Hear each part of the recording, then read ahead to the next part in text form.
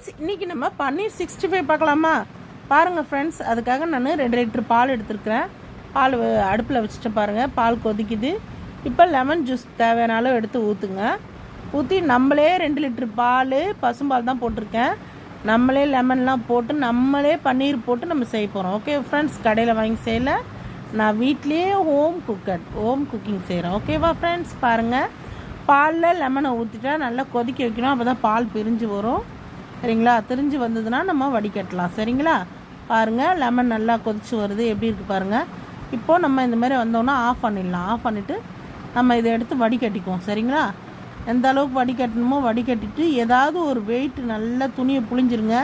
ஏதாவது ஒரு வெயிட்டாக அது மேலே எடுத்து வச்சிங்கன்னா மிச்சம் கொஞ்சமாக தண்ணி இருக்கிறது கூட ஃபுல்லாக வெளியில் வந்துடும். சரிங்களா?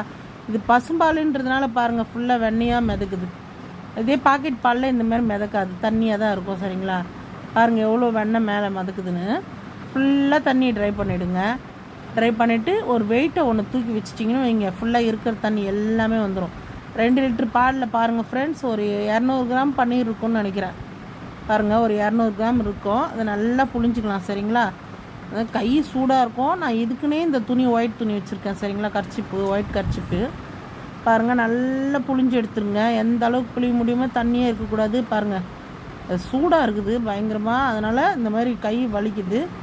பாருங்கள், நல்லா புழிஞ்சு எடுத்துகிட்டு நல்லா ஒரு வெயிட்டு பாருங்கள், எல்லாத்தையும் நான் புழிஞ்சிட்டு அந்த கிண்ணம் கழுவியாச்சு. அதனால் மேலே வச்சு இதுக்கு மேலே நான் ஒரு வெயிட்டு தோசைக்கல்லை வச்சு அதுக்கு மேலே கல் வைக்கிறேன். சரிங்களா? அந்த வெயிட்டு செம்ம வெயிட்டு, அது தோசைக்கல். பாருங்கள், அந்த கொஞ்சம் நெஞ்சம் இருக்கிற தண்ணி கூட நல்லா வெளியே வந்துடும்.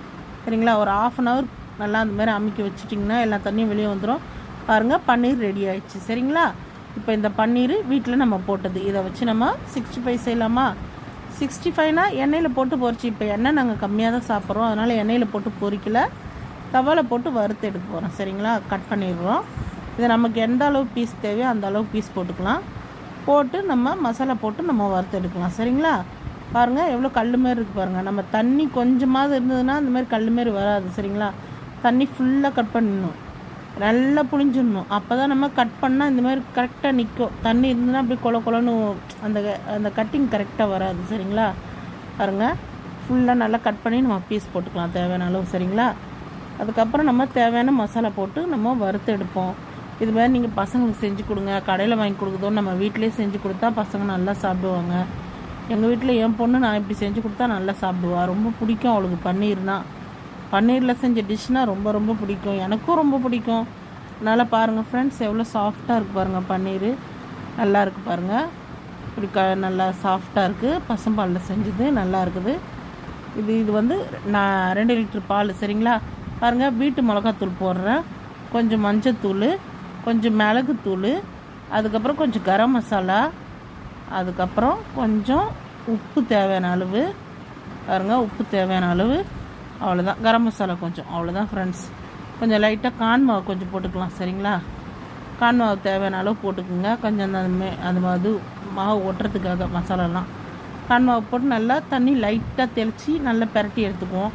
பெரட்டி எடுத்துக்கிட்டு அதுக்கப்புறமா நம்ம தோசைக்கல்லில் போட்டு வறுத்து எடுப்போம். சரிங்களா? பாருங்கள், இதே நம்ம ஒழுங்காக புளியல்னா உடஞ்சிரும். இது பாருங்கள், உடையவே இல்லை பாருங்கள், அப்படியே முழுசாக இருக்குல்ல. அதுக்காக தான் நம்ம நல்லா புளிஞ்சு எடுக்கணும் பன்னீர் மட்டும் போட்டோம்னா.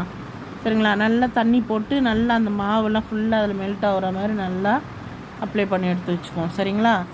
பாருங்கள், நல்லா ஒன்று ஒன்றா அப்படியே வெளியே மாவில் பஜ்ஜி மாவு எப்படி நம்ம போடுறோமோ அது மாதிரி ஃபுல்லாக நல்லா பன்னீர் ஃபுல்லாக மசாலா ஒட்டிடுச்சு. இப்போது நம்ம கல்லில் போடலாமா? பாருங்கள், ஒரு நல்லா ஒரு 5 நிமிஷம் வச்சுருங்க. அந்த ஊற வச்சிட்டிங்கன்னா அந்த மசாலாலாம் நல்லா இழுத்துக்கும். இப்போ நம்ம எண்ணெயில் போடுவோம். சரிங்களா? எண்ணெய் நல்லா காஞ்சிடுச்சு. பாருங்கள், ஒன்று ஒன்றா வச்சு அப்படியே பகடா மாதிரி 65 வறுத்து எடுத்துருவோம். சரிங்களா? நல்லாயிருக்கும், சாஃப்டாக இருக்கும், ரஃப் கிடையாது, நல்லா டேஸ்டியாக இருக்கும். செஞ்சு பாருங்கள். இது ஒட்டவே ஒட்டாது ஃப்ரெண்ட்ஸ். பாருங்கள், நான் திருப்பி போடுறேன், எப்படி இருக்குது பாருங்கள். பாருங்கள், எவ்வளோ அழகாக திரும்பிடுச்சு பாருங்கள். ஒன்றுமே ஒட்டாது, அழகாக எடுத்துடலாம். பாருங்கள், நான் கரண்டியோ எதுவுமே யூஸ் பண்ணல, கத்தியிலே திருப்புறோம் பாருங்கள். அது அழகாக அந்த கான் மாவுலாம் போட்டுக்கிறதுனால நல்லா அழகாக வந்து போகுது. பாருங்கள், நல்லா இந்த பக்கம் அந்த பக்கம் நல்லா திருப்பி போடுங்க. திருப்பி போட்டு செஞ்சு சாப்பிட்டு பாருங்கள் ஃப்ரெண்ட்ஸ். இது எப்படி இருக்குன்னு எங்களுக்கு கமெண்ட் பண்ணுங்கள். எங்களுக்கு ரொம்ப பிடிச்சிருந்தது டேஸ்ட்டு. ஈஸியாக செஞ்சேன், டேஸ்டியாக இருந்தது. சரிங்களா? நீங்களும் எப்படி இருக்குன்னு எங்களுக்கு கமெண்ட் பண்ணுங்கள். இது எங்கள் அம்மா வீட்லேயே போட்டு வீட்லேயே ஆன் த ஸ்பாட் ஸ்பெஷலாக செஞ்சுட்டாங்க. செம்ம டேஸ்ட்டாக இருந்துச்சு ஃப்ரெண்ட்ஸ், வேறு லெவலு. எங்கள் அப்பா தான் சாப்பிட முடியல, ஏன்னா எங்கள் அப்பாவுக்கு கொஞ்சம் உடம்பு சரியாமல் ஆயிடுச்சு. ஜாண்டிஸ் அவர் சாப்பிடக்கூடாது சொல்லியிருக்கிறாங்க. ஸோ ஆனாலும் தனியாக நம்ம சாப்பிடக்கூடாது. அது நானும் எங்கள் அம்மாவும் சாப்பிட்டோம். அண்ட் அதுக்கப்புறம் ரொம்ப சாப்பிட முடியாது இவ்வளோவு, அதனால் கொஞ்சம் ஃப்ரெண்ட்ஸுங்களுக்காக கொடுத்தோம். ரொம்ப நல்லா இருந்துச்சு.